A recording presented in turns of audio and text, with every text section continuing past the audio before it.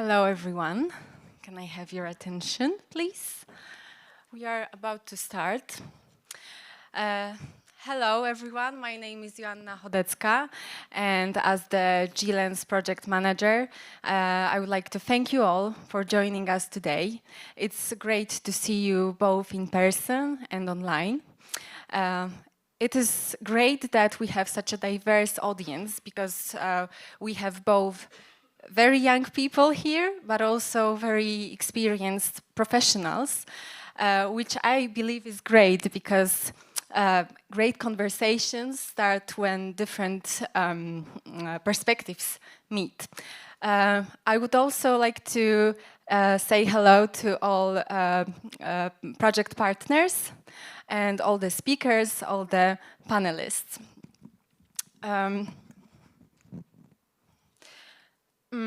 Today it's a very special day for the project because this is the last activity within the project. So this is a moment of reflection on what we have achieved together in the last couple of months. But also it's a time to think what's next and to continue conversations, collaborations, and all connections that were started during the project. So for today, we have prepared quite an interesting program for you, including inspirational keynote speeches, but also encouraging panel discussions with experts, with professionals who will share their thoughts, their ideas on gender disinformation.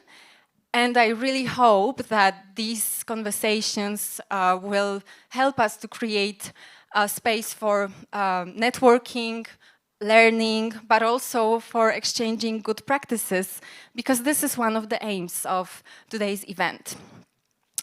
I want to say something that is very important for us to emphasize today, which is the fact that this kind of work that we do in GLENS project is not just a one-off initiative, one-off event. This is something that we do every day, because both the British Council, that is the leader of the project, and also other partners, they work with very diverse groups and young people every day. And this subject of gender disinformation is very important for us because our aim is to create safe spaces for dialogue that is full of respect and openness. So this is same important to all project partners. I would also like to say that today we have quite a few young underage people here, and another big group is on the way. So just a kind request to everyone joining today to keep that in mind when expressing opinions and when joining discussions, to make sure that everyone feels safe and comfortable in this room, so we can create a safe space to exchange opinions. In case anyone experiences something that is not right, please report it to myself or to my colleague Józefina, who is now outside of this room, and she's the safeguarding officer. This is our aim, to make sure that everyone feels comfortable here. I also wanted to say hello to all online participants. They have a chance to ask questions or comment in the chat, because this event is being streamed live. So you are more than welcome to do so. And now I wanted to invite the British Council Country Director, Kev Fitzsimons, who will officially open the conference. Thank you.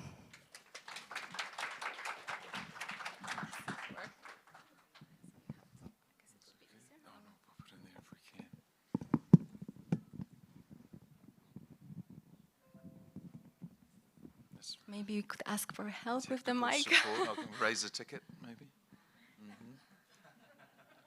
Thank you. This one is yours.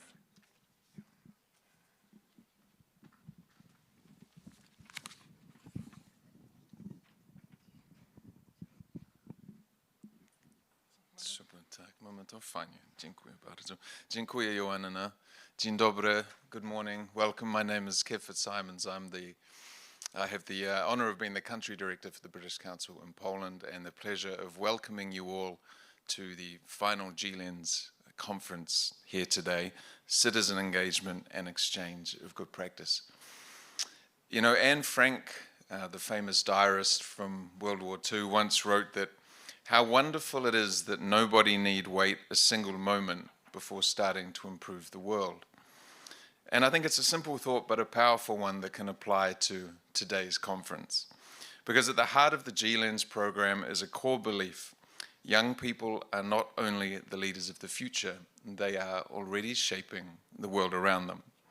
They are not waiting a single moment, but they are active agents of change, participating in public life, influencing the spaces around them, including the digital spaces, and affecting the way that people understand one another. Now today, as Joanna mentioned, is a special moment for the GLENS project. It is both a conclusion and, I hope, a beginning. It's a conclusion because we're here to reflect on the work that has been done and the knowledge that has been shared and the partnerships that have been built, of which I understand there are many. But also it's a beginning because the challenges we're discussing today will not disappear when the project cycle is completed. The task now is to take what has been learned and carry it into our institutions, in our classrooms, in our public conversations. GLENS, standing for Gender Inclusive, Long-Lasting and Empowered Networks in Societies, is an initiative co-funded by the European Union, and it takes a comprehensive approach to countering gender disinformation through research, education, advocacy, and international cooperation. Now, at its heart, GLENS is about building more inclusive and resilient societies. It brings together partners from different countries to exchange knowledge, develop tools, and share good practices. It recognizes that information, or disinformation rather, is not simply a problem of technology or of communication. It's a social problem, it's a democratic problem. And also, as those of you who have participated in this program know all too well, it is very often a gendered problem. Now, I'm stating the obvious when I say that the internet has transformed how we communicate and participate in public life. I think we're all very aware that that's the case. And it's created extraordinary opportunities for connection and for civic engagement. It's allowed voices to be heard that were once excluded from mainstream debate.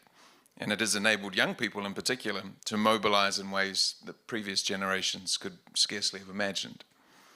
But we also know, sadly, that in the same digital spaces where we find celebration and community, we can find disinformation and division.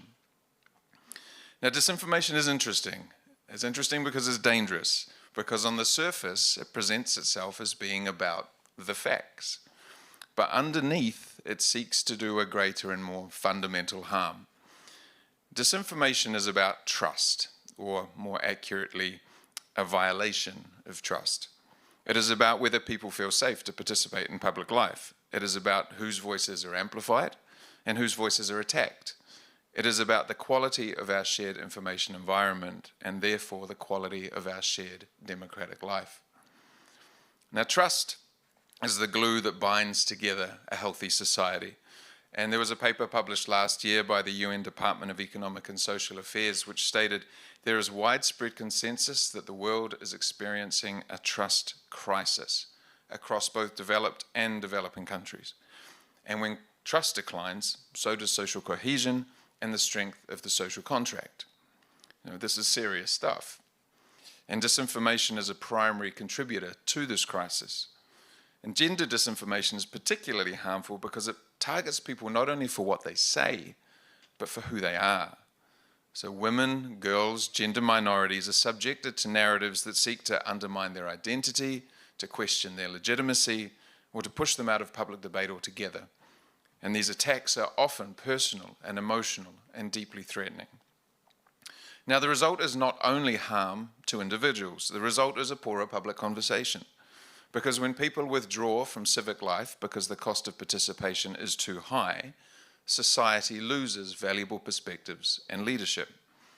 And when women and marginalized groups are discouraged from engaging, our institutions become less representative and our decisions become weaker. And that is why the work of GLENS matters. Now, gender equality is not a side issue. It is a key driver of social and economic development. Societies that draw on the full talents of their people are stronger. That is a fact.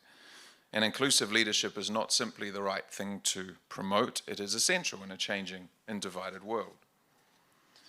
But because disinformation moves across borders, sectors, and platforms, our response must do the same.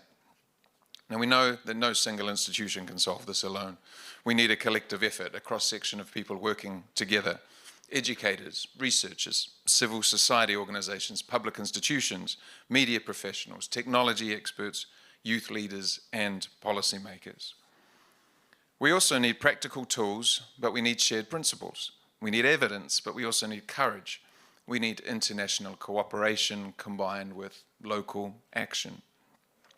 That is one of the strengths of G-Lens. It connects the local with the international. It recognizes that good practice is not owned by any one country or institution. It is built through exchange, by listening carefully, testing ideas, learning from different contexts, and adapting solutions to real communities. Now, a particularly important element of this project is the youth-centered approach, and it's wonderful, as Joanna mentioned at the beginning, that so many young people are going to join us today. When we speak about disinformation, young people are often described in terms of risk, as targets or vulnerable audiences, or sometimes as inadvertent spreaders of harmful narratives, and those risks are very real. But they are not the whole story. With the right tools and support, young people can help build a more inclusive and trustworthy public conversation.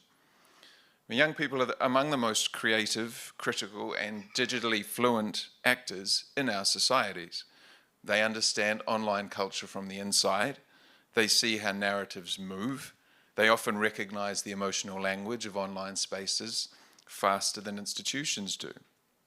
My two children, aged 9 and 11, have grown up always knowing the internet, and they have a relationship with online spaces that is completely intuitive and entirely different from my own, one that frankly I don't quite understand, because I come from a time before the internet, or as they describe it, because I'm super old. So the question is not only how do we protect young people from disinformation, it is really how do we equip and empower them to become agents of transformation. So that means a few things. It means supporting media literacy, critical thinking, civic confidence. It means giving young people the tools to recognize manipulation, but also the confidence to create healthier forms of dialogue. It means helping them not only to consume information more carefully, but to participate in public life more constructively. Now, this aligns very closely with the work of the British Council. Our mission is to build lasting relationships and trust and understanding between people of the UK and countries worldwide. And we do this in many ways, through arts, education, culture, and of course the English language, but also through our wider commitment to dialogue, inclusion, and international collaboration. G-Lens reflects many of the values at the center of our work: equality, diversity and inclusion, youth empowerment, leadership development, social transformation. It is also a strong example of what effective international cooperation can look like. Now, this is not cooperation as an abstract ideal that is hard to pin down, but cooperation that produces tools and relationships and has practical impact. And at a time when we know, as has been stated, that trust is under pressure in many societies, projects like this are not only useful, they are necessary. They help us strengthen the social fabric that allows people to disagree without dehumanizing one another and to participate without fear. Now, of course, none of this work and none of the work throughout this project has happened by accident, so I would like to express on behalf of the British Council my sincere thanks to our project partners, the Institute of Public Affairs in Poland, the Open Space Foundation in Bulgaria, ANAIS in Romania, and the Mediterranean Institute of Gender Studies in Cyprus. I would also like to thank all the experts, educators, youth participants, civil society representatives, and colleagues, including within our own team, who have contributed to G-Lens. It is your commitment, expertise, and energy that have made this work possible. A project like this does require a lot more, though, than just formal cooperation. It requires, and here's that word again, trust. And it also requires a little bit of patience. It requires people willing to work across languages, institutions, and different national contexts. And it requires the humility to learn from one another and the determination to keep going even when the issues are complex. So today is also an opportunity to recognize that shared effort. As we move through the program, I would encourage everyone to engage actively and openly, to share your experiences, ask difficult questions respectfully, listen for ideas that may be useful in your own context, look for possibilities for future collaboration. The value of today will not only be in the presentations, but in the conversations that happen between them. So the moments where practical experience meets a fresh perspective, and where one person's challenge becomes another person's useful insight. So I very much hope that today's discussion will be thoughtful and honest and constructive. I hope it will help us to better understand both the risks that we face and the opportunities that we have to build more inclusive and resilient democratic societies. And most of all, I hope that this conference helps carry the work of GLENS beyond this room, beyond this live stream, and beyond the life of the project itself. Collectively, we are not waiting a single moment before starting to improve the world. And I thank you once again for being here.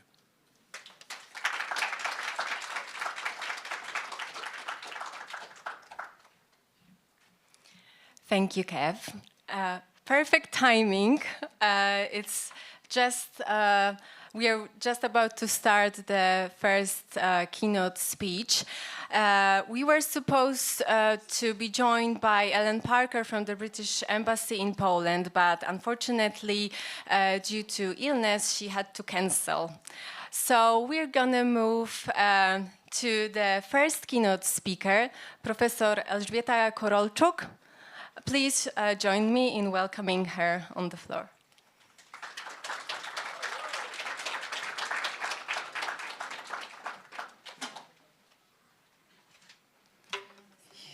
Okay, so maybe I'll just put it here.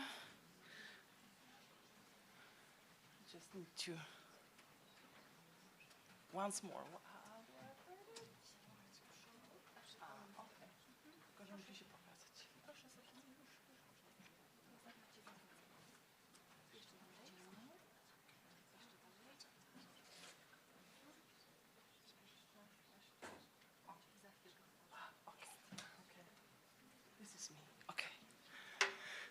Okay, just a couple of minutes for everyone to get comfortable. Thank you so much for the invitation, and thank you to Joanna for organizing my contribution. And I'm very excited that we have such a different crowd, so we can talk about things which are, I think, very important and sometimes very controversial, and find maybe some ideas and solutions.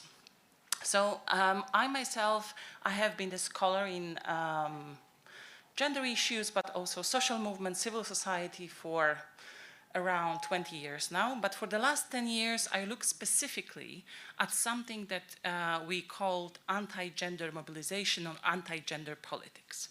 So I would like to discuss this a little bit with trying to map the connection between gender, misinformation, and democracy.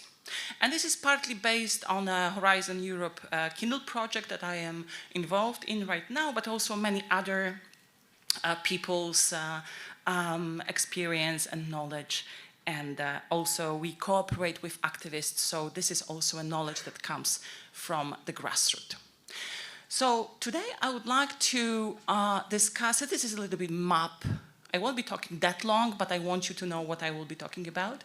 So I would like to start with asking the question, why gender has become such an important element of today's politics, right? It's almost everywhere. And it's kind of curious that it has become one of the main cleavages in a political life in so many countries at roughly the same time. Then I would like to briefly talk about the anti-gender movement. I work with movements in general. So I have done research on, for example, mothers' movements, on fathers' movements, on the feminist movement.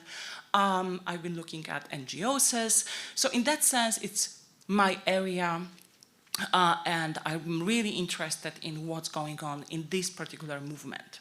And then I would like to shortly talk about what is the connection between anti-gender politics and democracy. So a couple of years ago, this issue of gender has sort of blown up in media, in public debates, but I'm not sure if we are all aware of the long story of gender studies and the very concept of gender. So I just wanted to bring in here, not the whole story, of course, because it's long and complicated, but I wanted to just mention one of those classical researchers, scholars, academics, Anne Oakley, who was actually a sociologist in the UK in the 60s, and she started to look at something which was at the time not really seen as an important part of studies, right? Namely, the unpaid work at home, right? At the time, there was this issue that what is happening at home, what is happening between, for example, men and women, is not really an important or relevant sociological subject. And Uncle Oakley started to look at a very simple thing, like who is doing the work at home, cleaning, taking care of children, doing dishes, you know, the all things that we have to do, but mostly we don't enjoy it so much. And her research was quite telling, because at the time, when she started to do a thorough research, she realized that women are doing staggering 70 hours per week, right? The normal weekday, it's 40 hours actually. And men would do just a tiny fraction of them, 2, 3, 5 hours maybe. So she started to ask, well, is it natural? Because people tend to think about this as natural, right? And of course there are biological differences between us.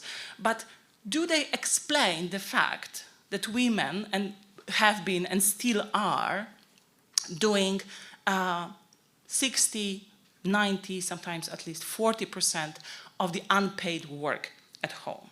So Oakley said, well, there is sex, of course, our bodies, our biologies, our whole development as humans, but there is also gender, which is the idea that certain people, men and women in this case, should behave in a specific way, should have a specific type of obligations, should do specific types of work, right? And when we think about how it has changed during the centuries, we have many examples of these norms and ideas, meaning gender ideas, change. If we think about high heels, for example, it's this funny example that I often use, we think about it as, you know, something that women would use, and there is whole theory that, you know, they can sway their hips and it's more sexy and so on. But actually, high heels have been developed for men who are riding horses, right? So in that sense, you can see how specific ideas or practices or even clothes, which are seen as masculine or feminine, have been actually changing, and the assignation of that. So fast forward to around 2012, that was the moment where the word gender, which so far has been used in Poland because, of course, it is a foreign word, has been used mostly in the context of gender studies, right? So discussions about what is masculinity, what is femininity, how do we conceptualize that? Are these two boxes, or maybe is it a more continuum? What about, for example, intersex people, right? They are not necessarily biologically easily to put into one of those boxes. Does it make sense to actually create those boxes and make people, you know, fit into usually a quite narrow box if they need a more space for their development? So that was the discussions. But around 2012, this notion has started to be used in political discussions, in public debates, on the internet, in very different way. So this is the funny part. Of course, this is one of the memes which appeared during this moment, where there was this ridiculing of the ways in which gender has been presented as danger, right? So this is the first sighting of gender in the woods of Poland, right? But actually, if we think about the ways in which gender has traveled during the last couple of years in politics, we can see that it has moved from this kind of fractional, marginal issue into the very center. It is very telling that, of course, in Poland we had a couple of big debates around issues such as abortion, LGBTQ rights. You might remember in 2019, for example, there has been this initiative to establish so-called LGBT-free zones in some Polish municipalities. Actually, 1/3 of Polish municipalities accepted either those declarations or the declarations on the right of the family, which basically said that LGBTQ people should not be treated as full citizens and should not have access, for example, to public spaces or to schools. So we have, of course, Russia. It's a very interesting example, because if you trace the process of shrinking civil society sphere in Russia, what has been accompanying it was often this gender talk, discussion, for example, about the fact that homosexuality is a disease, and that's why it should not be discussed even as a fact in schools, right? Or, for example, different types of crackdowns on organizations which deal with gender and sexuality and for example, LGBT issues, which usually have connections with the West, right? So this is really interesting how in Russia, for example, in the public debates, even the war on Ukraine has been explained or justified by some high-ranking politicians and also the head of the Orthodox Church as an attempt to save Ukraine from the immoral influences of gender ideology and too much progressivism. United States is also a very interesting example, right? One of those countries which we think about as the cradle of democracy, but at the same time, a country where issues such as gender studies, gender research, issues connected to the support for women's reproductive rights or trans rights have been severely defounded, cancelled. I mean, if you think about a country such as the United States, a huge global power, I must say it has been extremely interesting, to say the least, to see that the first executive order produced by the new president was actually the order called Defending Women from Gender Ideology, Extremism, and Restoring Biological Truth to the federal government. That's so interesting title. We could spend a lot of time analyzing it. Like, do we need to restore truth if it's truth?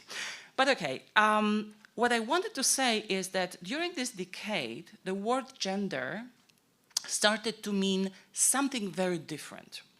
Think about it as a sort of empty signifier, a vessel for different types of emotions and different types of ideas which are put into it.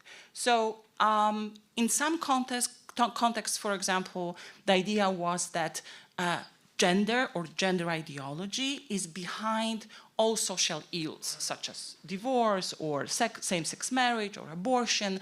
The idea was that this is, in a sense, an ideological occupation by liberal elites. Of course, this is often presented as an attack on children, traditional family, or generally Western Christian civilization. So, for example, comprehensive sex education is seen as sexualization, right? So access to knowledge is equated with the process of deprivation.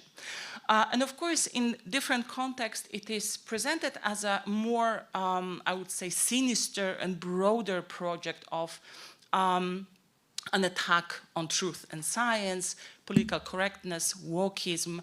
And it's interesting because often this sort of slides into, not always, but sometimes it slides into a conspiracy theory. If you read the authors who are the main authors of the anti-gender intellectual circles, they would tell you that this is not something that people want. This is something that's being sort of shoveled down their throats. right? So there is like a group that is doing that on a global level. And my colleague Agnieszka Graf has also traced anti-Semitic forms and frameworks which are often appearing in those discourses. And of course, this is not only a struggle between sort of conservative and progressive circles, because now we also have some groups which identify as feminist and also think about the fact that they want to prevent, for example, some changes when it comes to especially transgender rights. So this is more complicated a map, right? Think about it as not two different groups, but rather a map where people have different positions and those different positions change. So the question is, why has gender become such an issue that is sort of, you know, traveling to the high echelons of power, and Donald Trump is so obsessed with that? One answer would be, this is reflecting people's attitudes, right? So the hypothesis, and in sociology we often do this kind of like thinking with hypothesis, we think people's attitudes towards those issues have changed. They become more critical towards, for example, women's rights. They become more critical towards, I don't know, LGBTQ rights. And politicians are reflecting this conservative change, right? That's how we usually think about politics, right? Politicians see people want something or not wanting something, and then they translate it into policies. So the problem is that if you look at those two most problematic, most conflictual, polarizing issues, such as same-sex marriage and abortion, in three different contexts, you don't see changes towards more conservative. Of course, there are groups in each society which has conservative views, and I think it's good because we want to have pluralism, but at the same time, the majority of the population is going the other way, right? Of course, it differs, right? For example, in the United States, there has been a huge change between 2010 and 2020 when it comes to accepting same-sex marriage, right? From 50 to 67%. Which is partly because the law has changed as well. In Poland, as you can see, this is actually a minority of people who support same-sex marriage, but there is also a slight growth by 10%. In European Union, you can see steady growth of acceptance. If you look at studies such as, for example, European Social Survey, of course it differs between the countries, but basically it's an overwhelming majority who thinks that people of same sex should have the same right to get married or have a legal confirmation of their partnership as people who are of different sexes. Abortion, the same, more or less stable. There is a polarization, but there is no huge change towards more conservative attitudes. The opposite actually is happening. In countries such as Poland, this shift is very gradual, and it also depends on how you pose the question. But as I said, this hypothesis that people have become more conservative and politicians take it up is not really confirmed by any data. So for me, as a sociologist working with social movements, it's always important to look at movements, right? Social entrepreneurs, people who have a vested interest in promoting specific types of ideas. And we have a whole range of them with different views on that, right? So when we look, me and my colleagues in the field, at those reasons for the change, we can see very clearly that you can identify a whole group of actors who are actively working in this direction, right? Promoting specific narratives on gender, promoting specific narratives on women's rights or sexual minorities' rights. And in that sense, just as we have feminist movement, we also have anti-gender movement. And these movements have long history often. These are some of the organizations that I have been working on and looked at. Some of them have a long history already since the 60s, for example. Some of them have emerged, for example, like the World Congress of Families during the 90s as a cooperation between American and Russian activists and scholars as well. Some of them are fairly new, like the Citizen Go, which is a platform which has now the presence in, I think, over 27 countries all over the world. And they are working with small donations and mobilizing people around the petitions. And those petitions can be very different. In Uganda, for example, they were supporting the so-called Kill the Gay legislation, which would make it highly illegal and which would make people who are accused of homosexuality to go to prison until around 30 years. But some of them are about, for example, Netflix featuring series with LGBTQ characters in them, right? So they wanted it to be banned. Some of them are more focused on legal expertise, such as, for example, European Center for Law and Justice, which is mostly active in Brussels, in Luxembourg, in all those higher places, institutions where those decisions, for example, concerning European Union politics are being taken, are being made. So basically you have religion institutions, such as the Vatican, who has already, because of course, religious institutions are also political institutions, right? The Vatican is a country which has its own political agenda and which sits, for example, at the UN Council, influencing the decisions of the international bodies, right? So we should also think about this political dimension, right? So we have the Vatican, obviously, evangelical circles in the United States, for example, in Brazil. We have the Orthodox Church. We have civil society networks. We have online communities and influencers. But what has changed so much during the last couple of years, that especially politicians who identify as right-wing or conservative, they have taken up these narratives, right?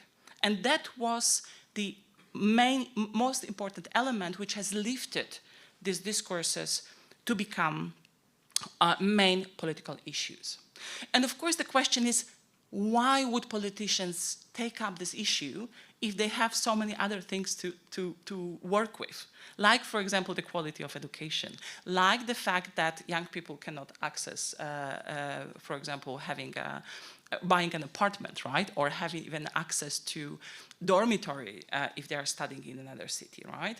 Why do they do that if there is so many issues to be solved? And of course, one of the questions is, they're really polarizing. So they bring a lot of emotions and they really don't cost anything.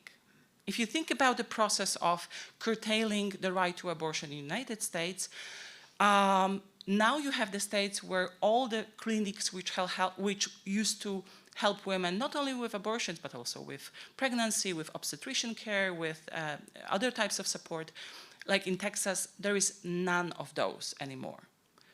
But it's not politicians who pay the price of that, right?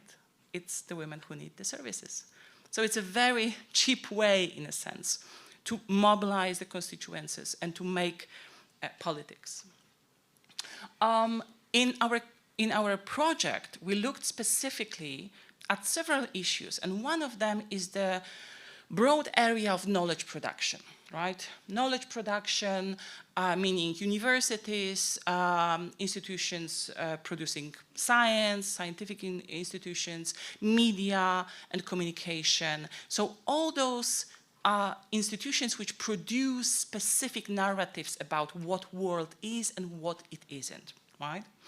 And we looked at specific types of interventions. And we looked at different countries. And it was quite telling that you would have a very similar strategies to, for example, cut funding, to ban or trying to ban gender studies in many different countries, which, if you look, for example, at the ways in which, for example, those rankings of democracy are created, those countries would be on a very different levels in those rankings, right? And still you have very similar interventions. One of them would be opposing gender studies programs, right? And in some countries such as Hungary, they have been just banned by the political decision. And in some countries, such as Sweden, there is a talk about the fact that they are not scientific and therefore should not be seen as part of the educational programs. So this type of interventions, the process of delegitimizing specific types of knowledge is different. Changing the curriculum of educational institutions. Right? That was what has been started in Hungary, for example, that certain type of knowledge, for example, critical race knowledge or knowledge about gender issues have been treated very problematically and very, I would say, with a huge dose of suspicion. But I think that the most vivid example now is the United States, right? Where you have, if you have been following this, the idea was to cut out any, for example, grant programs which deal with diversity and equality, right? And that had a very interesting and problematic consequences because many, for example, of the projects in STEM research or medical research have been defounded because they wanted to look at difference between men and women, right? And we know from science that, for example, if you test a drug, you have to do it for both genders because when men and women have often different types of, for example, hormonal processes, right? So then one of the very problematic issues, very much connected to the question of democracy, is closing the public space for public debate. And if I come back to the question of those LGBT-free zones or zones where, or municipalities which accepted those declarations of the rights of the family, this is exactly this, right? If you single a group and tell them you have no right to receive funding from the state, to get into, for example, discussion in educational institutions, to get into discussions in public spaces, you are actively creating a space where some people become second-class citizens, right? So they don't even have access to something which should be seen and often is seen as crucial in democracy, which is the very right to actually speak their truth, right? Or their experience. And then something which is very insidious, I would say, the attacks on individual scholars. I had a conference, I organized a conference a couple of months ago, sorry, when we had a scholar from Turkey. And he's researching issues connected to gender, but also gender division of power and also gender division of work. And in Turkey, this has become a very problematic topic. There has been a lot of people who has been sacked or had to flee the country. And he told this haunting experience of going to work and being observed by most of the faculty who are trying to find out if he will say something that can be seen as problematic, right? For which he can be sacked or for which he can be sanctioned. And we asked him, like, how do you function in this kind of environment? And he said, I just try to do my work and come back home, and then I have the space to be me, right?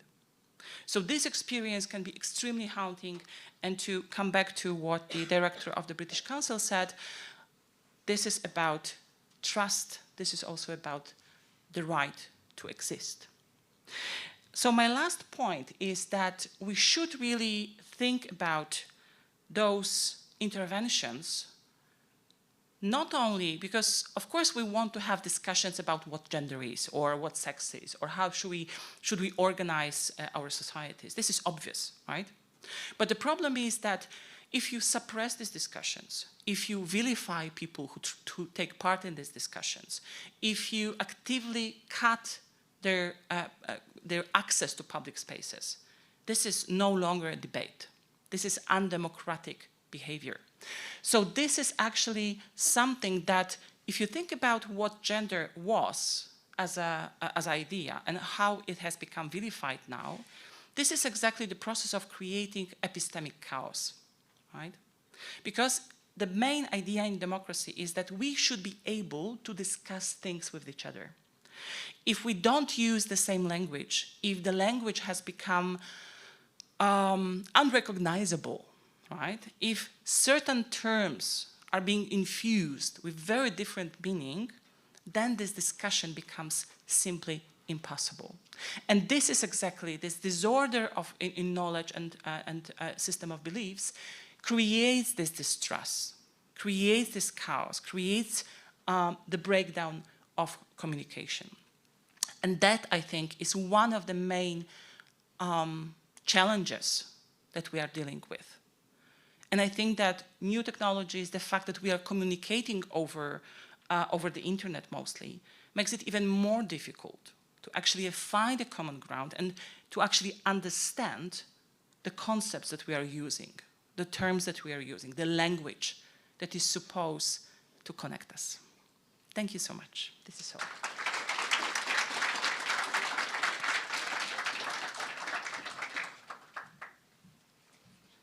Shall I sit? Or, yeah. Thank you very much, Professor. It is now time for another keynote speaker. Please welcome Jessica Koczwara from Dziewczyny na Wybory Association, Chairwoman and founder. The floor is yours, Jessica. Thank you so much. I will just quickly ask, how do I use this? Okay. Great.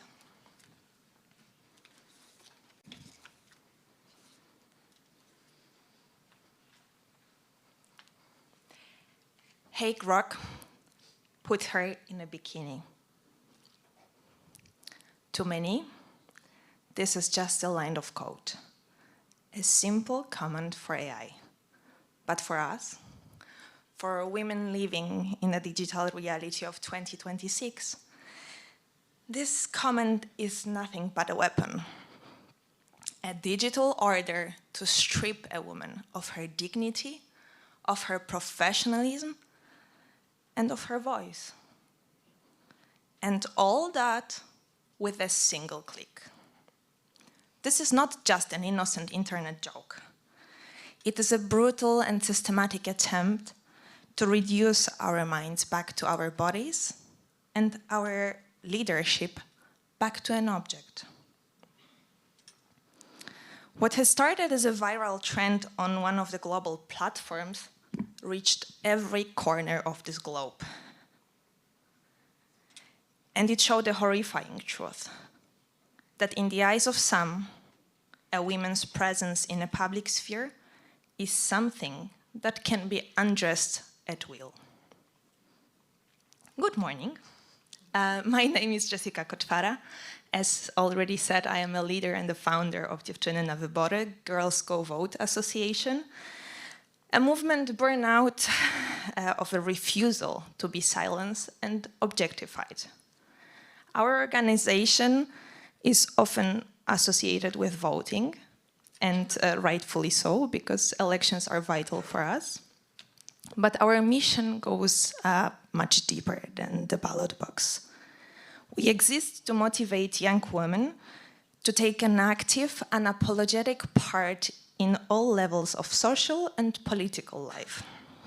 Whether it is voting, running for a local council, leading a climate protest, or managing a company.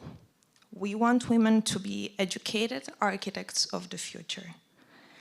But here is the catch.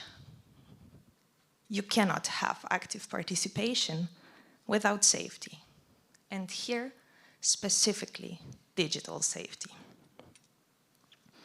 And let's be clear, because then gender disinformation is not only a digital problem. It has always existed in the physical world, in the halls of power, in our workplaces, on our streets.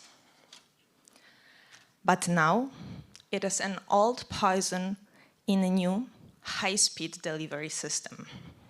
Today, the digital sphere is where gender disinformation lives, breathes, and spreads at the scale we have never seen before. This is where violence has found its scale. Weaponized by algorithms that trade our safety for our attention, because they don't care if we are secure. They only care about how long they can keep us staring at the screen. As we open this GLN's final conference, we have to admit the digital battlefield is where the future of our democracy is being decided. And now I know what some of you might be thinking. I see such comments under almost all our posts. It's not all men. And thanks God, right? But in January 2026, Grok saw the prompt, "Hey Grok, put her in bikini," 6,000 times, each and every single hour. And we aren't here today to talk about the individual intentions. We are here to talk about the systemic outcomes. Because even if it's not all men, the reality of 2026 is this. Research shows that 96 to 99% of all deepfake content online is non-consensual pornography. And guess what? Almost 100% of its victims are women. That is what I call the moral vacuum, because there is a total absence of responsibility among the tech elite.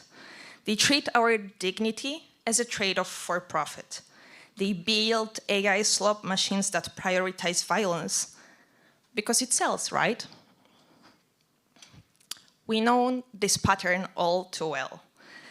It's the same logic that for decades put a woman's body on a poster to sell car parts, house paint, or a trip to a car wash. The only difference is that here nobody asks for our permission.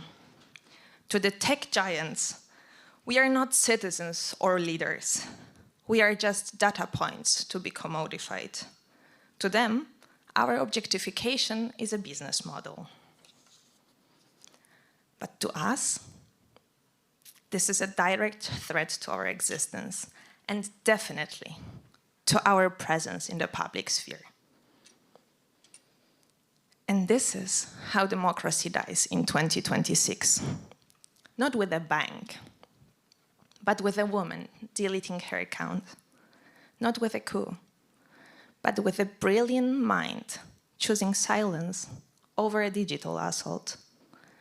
Gender disinformation turns out to be the most effective suppression tool of our time. The GLN's project, initiative supported by the European Union, is more than just a collaboration between Poland, Bulgaria, Romania, and Cyprus. It is a defense of our shared European values. When we look at the partners and organizers, the British Council Foundation, the Institute of Public Affairs in Poland, the Open Space Foundation in Bulgaria, ANAIS in Romania, and MIGS Mix in Cyprus, we see a common front. We see that whether we are in the center of Europe or on its Mediterranean shores, the tactics of gender-based disinformation are the same. They use bots to flood our debates with hate. They use AI to create propaganda that discredits female experts. They build a moral vacuum while platforms profit from the very violence that silences us. Elon Musk and other tech leaders call it freedom. But in my honest opinion, we can call it complicity. When a platform provides the tools for harassment and calls it neutrality, they are choosing to protect the abuser over the victim. And when we look at the digital world, and we call it a battlefield, we aren't being very dramatic. We are being accurate. Because on a battlefield, there are causalities. In 2026, gender-based disinformation is a weaponized hallucination designed to do one thing: to ensure that the cost of a woman's public presence becomes too high to pay. And it doesn't matter who you are, what you believe, or how much power you hold. Zuzanna Czaputova, the president of Slovakia. She was a symbol of hope who was forced out of politics. She chose not to seek re-election because the constant sexist lies and threats against her and her family became too much to handle. Democracy lost a great leader because her world became too toxic. Sanna Marin and Giorgia Meloni, two women from the opposite ends of the political spectrum. They agree on almost nothing, except perhaps from the fact that their private lives, their clothes, their bodies were used to discredit their political minds. Because sexism isn't an ideology, it is a tactic. Taylor Swift, even the most powerful woman in the music industry, was not safe when AI-generated slop turned her image into a weapon of humiliation. And if it can happen to her, it can happen to any girl in this room. This is what I call the chill effect. When a young woman sees these icons being attacked, she doesn't just see a headline. She sees a warning. She thinks, if that is the price of having a voice, I cannot afford to pay it. Isn't it a form of 21st century censorship, designated to make us opt out for public life before we even started? This is why, in my humble opinion, projects like Gillen's are vital. They were not created to only talk about good practices. We are here to try to design a change of the architecture of the space where we live. Because right now, that space is being used to suppress the very voices we need most. As we sit here and see each other online, we may speak different languages, but our notification sounds are the same. The language of violence has become universal, but so has to our resistance. When women show and speak up, the status quo trembles. And precisely because that power is real, it has become a prime target for gender-based disinformation. Dziewczyny na wybory, Girls Go Vote showed me one thing. We are ready to move from being subjects of the study to being architects of the solution. We will not let them want us to opt out from our future. We are ready to build architecture of courage. The Hague Rock moment was a warning shot. It showed us that if we don't hold the decision makers personally and morally accountable, the digital world will become a wasteland for women's leadership. We are done asking for permission to be active citizens. We are done being collateral damage. We are here to lead, we are here to organize, and we are here to stay. The future of European democracy is being written in our browsers. Do not let this conference to be just a set of slides. Let it be a mandate. To policymakers, hold the platforms accountable. To the activists, stay loud. To the women of Europe, your voice is the most dangerous thing those who profit from your silence have ever encountered. And that is precisely why they are trying so hard to silence you. Let's build a digital space as inclusive, safe, and brave as the people in this room. Because we know the truth. The screen and the street are the two sides of the same coin. To secure our digital presence is to protect our physical freedom. And we need to fight for both. Let's not opt out. Let's lock in. Thank you.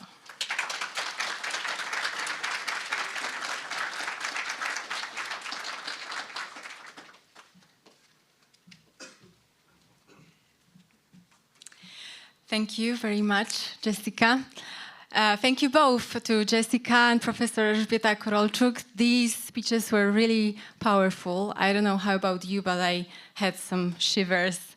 And I already have like a million reflections in my head. But I think it's a good time to slow down for just a moment and take you through the project very quickly, so we make sure that we are all on the same page and that you all understand what the project is about and what is its purpose, because this is crucial information for all of you. So the GLANS project focuses on gender disinformation and the role of young people in addressing the issue through educational, cultural, but also civic activities. Gender disinformation is becoming a growing problem across Europe, across the world, and it has a strong impact on democracy, human rights, and social cohesion. I wanted to remind to all of us the definition of disinformation.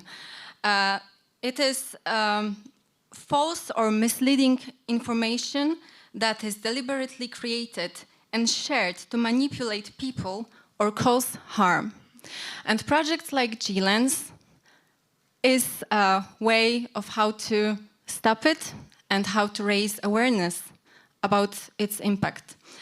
Through GLANS, we engage citizens, we engage experts, stakeholders, actors of civil society into activities raising awareness about gender disinformation, misinformation and online harassment, especially targeting women.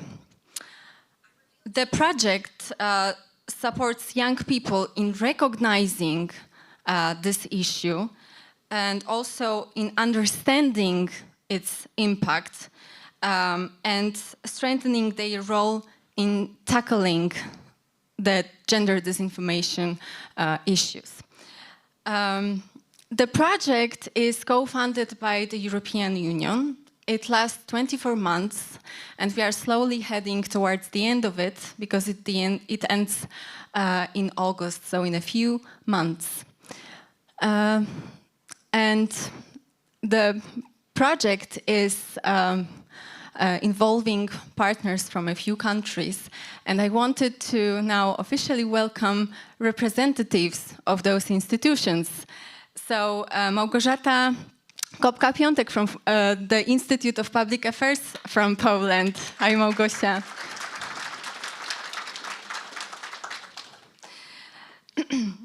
Pepa Peneva and Milena Dimitrova from Open Space Foundation in Bulgaria. Daphne Demetriou from Mix in Cyprus.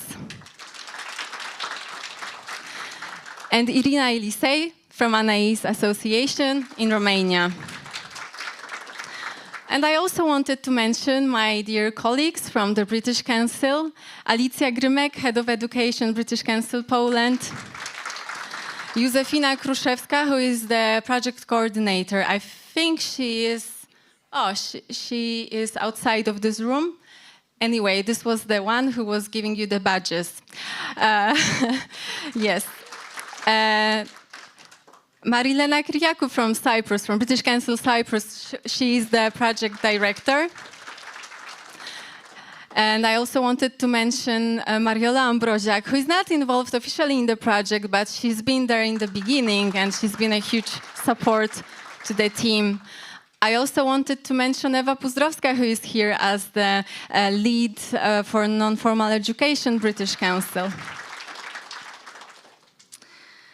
So these are the basic information about the project, and I wanted now to move to the activities that we've managed to successfully deliver within the project. There was quite a wide range of them. So we started with focus groups conducted in each partner country. And based on the findings, we organized workshops for young people aimed at raising awareness, and they were implemented also in every partner country. We then delivered the International Media Literacy Conference and workshops in Cyprus, and where each partner identified and recruited young participants with journalism background. And then following this, we organized youth-led content creation workshops in each partner country. Thank you. So the sessions focused on journalism, social campaigns, fact-checking. It was all to ensure that young leaders were equipped to produce high-quality content. The next step was to hold gender disinformation exhibitions also in each partner country. And also we already delivered 3 conferences in Romania, Bulgaria, Cyprus, and currently we are delivering the 4th one, the final conference in Warsaw. An important part of our project was also to ensure accessibility online to those who couldn't join us face-to-face during our conferences and events. So each conference was live streamed, and there were also online workshops organized after some of the conferences. Now, when it comes to impact, which I believe is the most exciting and interesting part of my presentation, just look at the numbers. We can see that we managed to gather around 400 participants online, 1,500 participants face-to-face from more than 15 EU countries. And most of them, of the participants, were women. But hopefully this proportion will change in the future. The important part of our project was to directly involve young people. And we did it by going to schools, visiting universities, film festivals, music festivals, or any spaces where young people like to spend their free time and exchange opinions. It helped us very much to better understand their perception on gender disinformation and how it impacts their everyday life and also their online experience. At the same time, the project helped to raise awareness about gender disinformation and encourage critical thinking, encourage discussions among young audiences. It also, working with young people, especially with young journalists, was a way for us to support them by trainings and to empower them to contribute to public debate and to create content in their own countries. Finally, one of the key strengths of the project was the intersection cooperation, because we managed to engage educators, academics, researchers, and civil society actors, which allowed us to look at the issue of gender disinformation from different perspectives, multiple perspectives. And it helped to build stronger networks around the topic. There were obviously challenges. The biggest challenge of the project was the diversity of social and cultural perceptions regarding gender equality and inclusion, because in some communities, initiatives related to gender equality are viewed with skepticism or often perceived as a threat. So it is all because of disinformation or stereotypes. But the project highlighted the importance of reliable communication, education, building dialogue, and it all must be based on facts and obviously mutual respect and trust that has already been mentioned today a few times. The project showed that addressing gender-related issues requires very open and respectful space, a very open and evidence-based communication. Educational and awareness-raising activities proved essential in countering stereotypes and misinformation, while inclusive approaches were most effective when adapted to local and cultural social contexts. Another key lesson was that building trust, like I've already said, and constructive dialogue requires safe spaces, collaboration, long-term community engagement. And finally, I wanted to say one more time that this kind of initiatives like GLANS are extremely important to all partners involved in the project. This was also a very good opportunity for all partners for networking, collaboration, obviously exchanging of good practices, but most important, the project highlights that gender equality and countering disinformation are issues that are deeply important to all partners, organizations involved in the project. So I hope that this presentation helps and that it is a good base to continue conversations that are about to happen very soon. If you have any questions, you can always approach me and ask them.